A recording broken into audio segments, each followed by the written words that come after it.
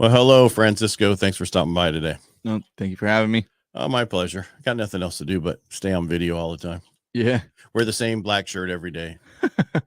No, Same Real Estate Jerky hat. right. But that's just, I wear the same stuff all the time. Why wear different black t-shirts? I mean, Like Steve I don't Jobs. wear the same one. I wear multiple of the same one. It's like Steve Jobs, It's got to get internet, get out there right away. Well, there's other reasons, but we got stuff to do. I mean, it's been getting busier and busier. Last week was a huge change I saw in the market, or with people contacting me to get into escrow, and all of a sudden we're writing an offer tonight. We got into contract. We're writing an offer tonight. We got into contract. It's like I can see a difference in February. Definitely. I experienced it a lot.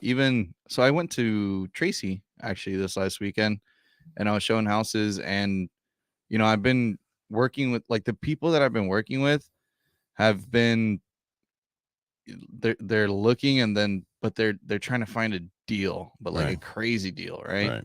And they're like, oh, right now it's slower, and I'm like, yes, it's slower, but it's not that slow. I feel like the market definitely stabilized and is where it is right now, and that's, I believe it's normal now. But that's the thing, is I feel like buyers got impatient, and they were like, well, we've been waiting so long, and now we don't see a change, so we're just jumping back in. And sure enough, I mean, I've been seeing, 4 offers on this house, 6 offers on this house, and things aren't there. It's a bit more limited now on how many houses are offering, a lot of the incentives, because now we're starting to see more competitiveness out there. And it's just going to keep getting more competitive as the rates keep going. Yes, we've had some fluctuating this week, but we're going to have that. It's just going to go up and down and then go further down. But I think we talked about this before. I've talked with a bunch of people about this. We're not going to see 2%. No. So we're going to see this into the 4s. Maybe the lowest I've ever seen prior to the pandemic was 3.25 on a VA. And yes, I did do some 2.25, but that's only 1% difference. I know a lot of people got into those rates, and everybody's like, I want those rates. They're not going to happen. So you have to be able to afford it in these ranges, 3 to 4 to 5 range. Yeah, I think exactly like you said, like, people get a little too caught up in the rates. Just from even what I saw, I mean, I recently went to a new home build with one of my clients, and they're trying to, like, show them all the incentives and stuff, right, with their lender. So they're running numbers, and I mean, even going from like a 5.5 to like a 5%, it's not that big of a deal. No, not with the costs. It was like $50 to $100 a month off. So it just depends on the price, the mortgage amount, right? That's the big thing, and it's not a major issue. The difference is when you go from a 3% to a 6%, that doubles, right?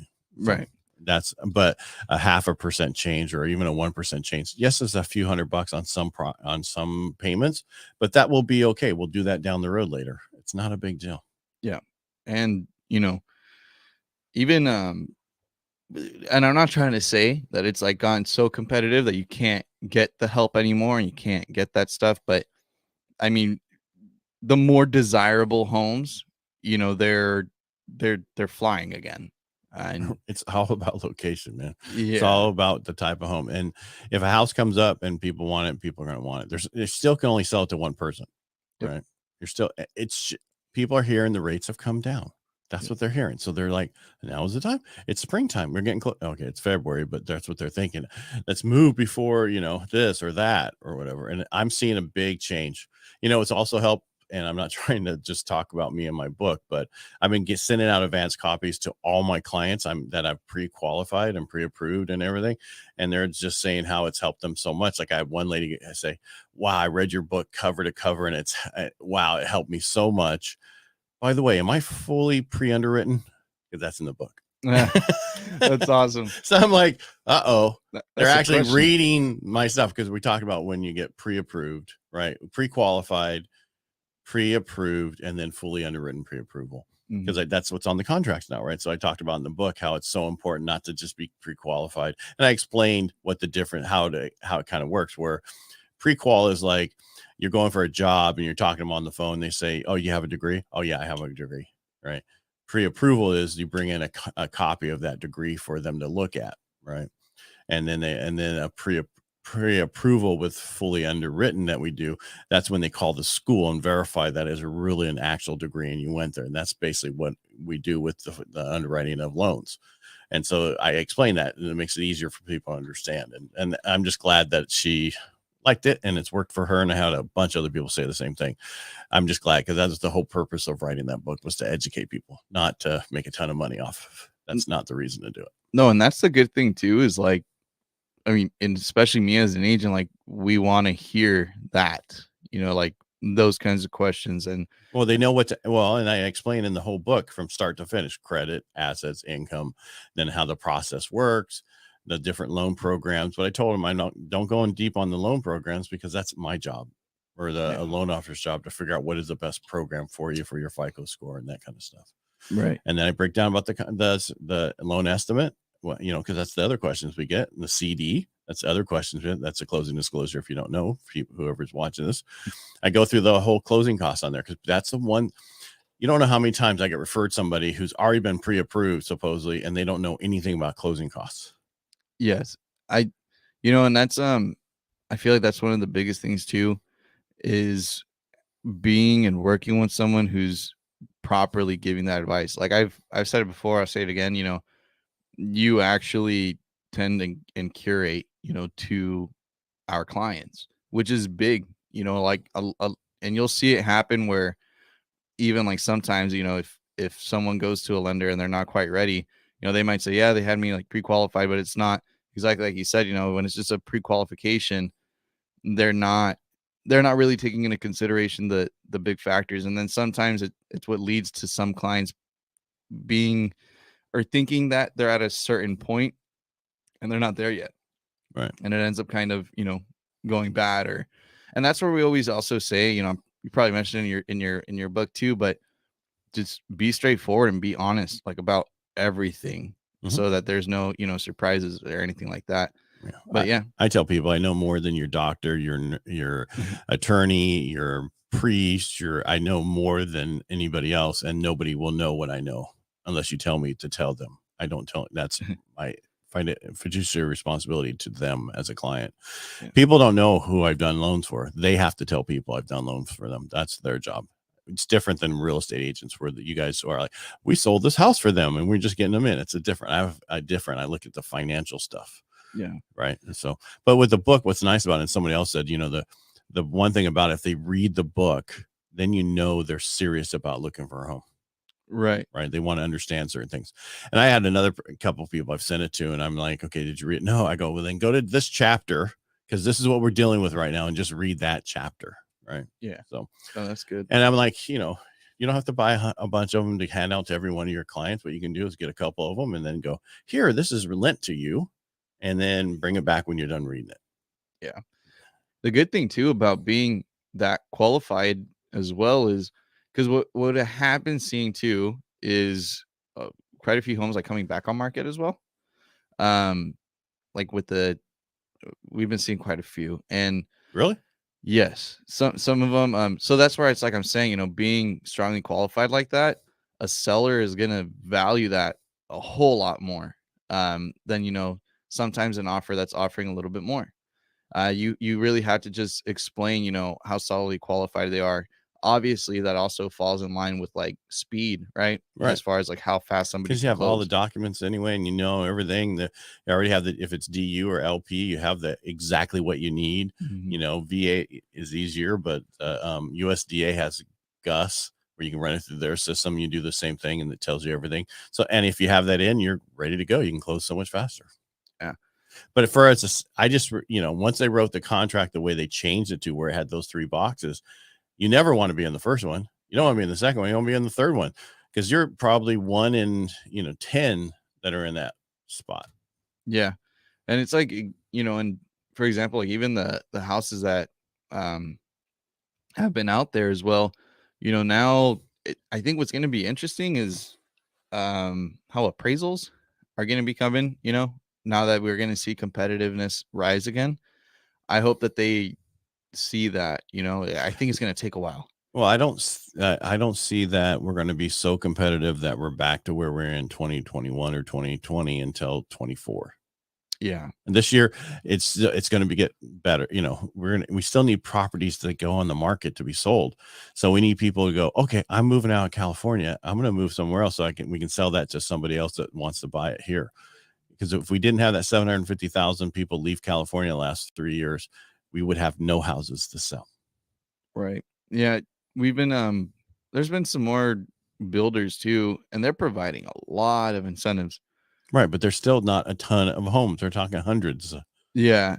And well, what I mean by incentives, even it's like, it's not even like lender incentives. It's like, hey, we need to sell this place. Like, send us an offer. No, it's like with Vegas. I had Courtney Buford on the radio show, and we were talking about it. We had some people we know that went there and bought $830,000 house for $620, $630, something like that. It was ridiculous. Plus, they gave an extra $30,000 because they needed to move the product that was already there, right? That was built. We don't have a ton built here. Yeah. They want to build them. Then they're not going to get a lot of them sold that way. They're going to sell a few, and then they're going to build those, and then go, okay, we don't need to do that anymore. You missed the boat. Right. Yeah. Don't miss the boat. Get out there now. Definitely. That's been the biggest thing. I think definitely the biggest takeaway is don't wait. Yeah. Be looking. And get pre-approved, fully underwritten pre-approval, and go look. Have everything ready to go. Get your know about your down payment, know about your closing costs, what you need, and then move forward. Right now you can get that from the seller, but in a few more months, as it gets busier and busier, we're going to see less of the seller giving that. Right. Yeah, and don't get too greedy either, because there's don't ask for too much. Yeah, there's work really with listen to your agent, and if that agent's telling you to do 20 to 15% under asking, maybe get a different agent.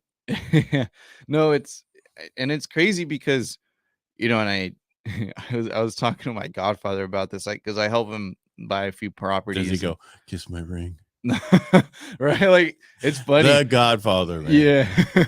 so but yeah, like, even when so I've helped him buy a few stuff, and he's thinking about selling one that I helped him buy in Sonora.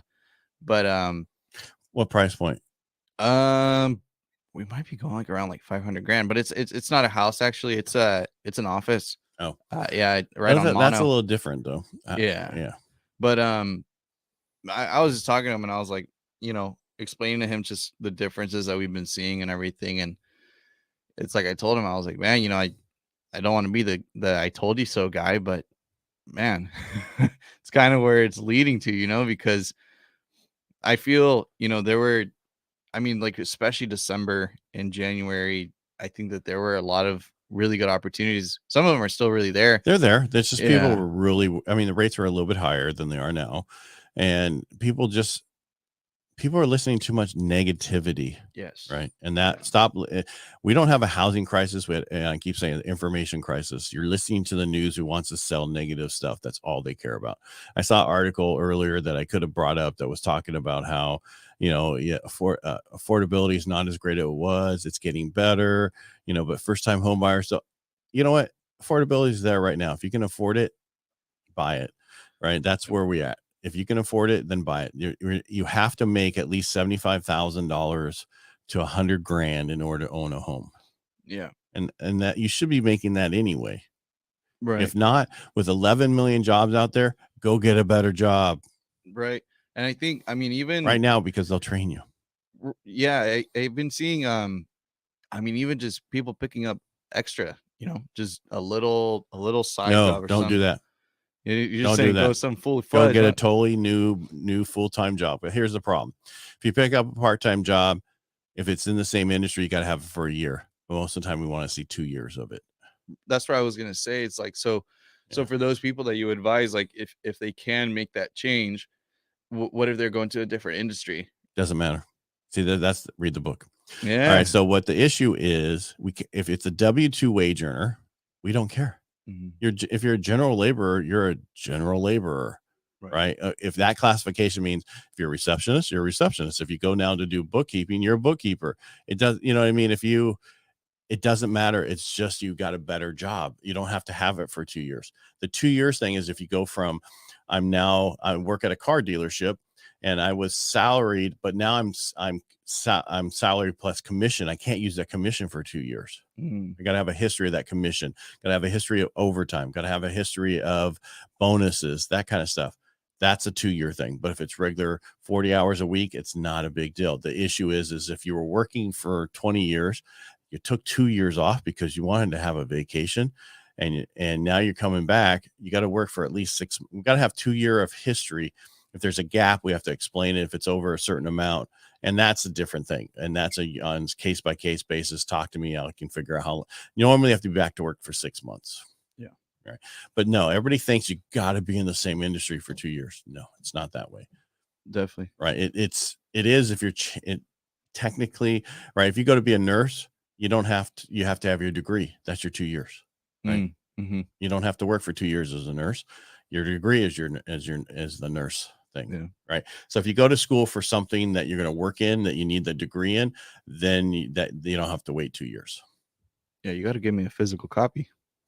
I will. It's not until February 14th. Yeah. No, yeah. I sent you an actual PDF version, advanced version, so that you could read it. But you're like a lot of agents who just don't have the time. Honestly, I say I'm just bad at reading. But once again, those few pages, even that I read, it was like so. Right. And it's just to help clients understand the process. Yes, I'll eventually have an Audible version for you, but it's just going to take 3 months after the book comes out. Yeah. You do the book, you do that, and then you do Audible. Nice. Yeah. So eventually I'll get there. Yeah. That's awesome though. All right. Thank you for being here. Thank you for watching. And Francisco, we'll talk to you next week. Yeah. No, thank you. And if you guys need to reach out for anything, Francisco Ruvalcaba, phone number is 209-493-2400. And if you want to get my book, just go to getedsbook.com. I make it real easy to go right to Amazon, so you don't have to remember how to spell my name because everybody does it wrong anyway.